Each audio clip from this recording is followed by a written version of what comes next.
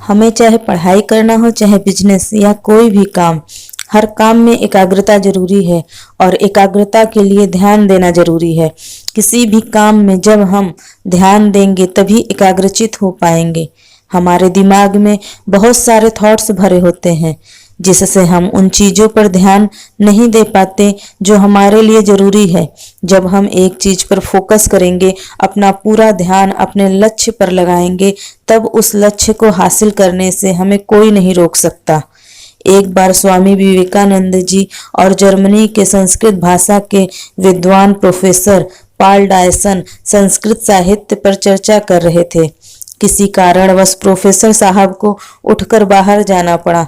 स्वामी जी पास पड़ी एक किताब उठाकर उसके पन्ने पलटने लगे। वह कविताओं का संकलन था। वे उसे पढ़ने में लीन हो गए।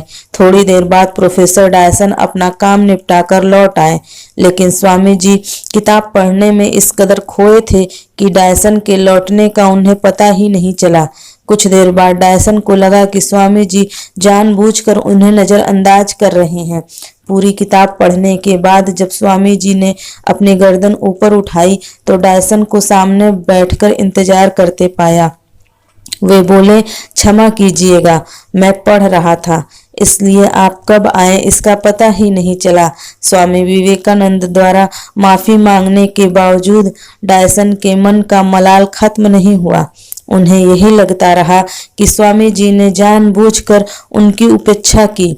स्वामी जी उनके मन का भाव जान गए। उन्हें दुख हुआ।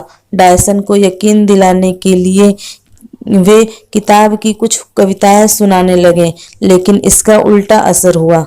कविता की पंक्तियां सुनने के बाद डायसन ने कहा, लगता है आपने यह किताब पहले भी पढ़ी है।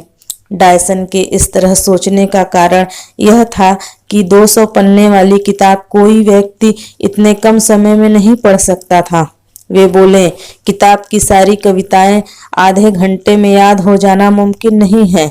इस पर स्वामी विवेकानंद जी ने कहा, मिस्टर डायसन, जीवन में सबसे महत्वपूर्ण है एकाग्रता। एकाग्रता जितनी अधिक होगी, आपका समय उतना ही कम लगेगा या काम का परिणाम उतना ज्यादा होगा। कोई भी काम एकाग्रचित होकर करने से सफलता अवश्य मिलती है।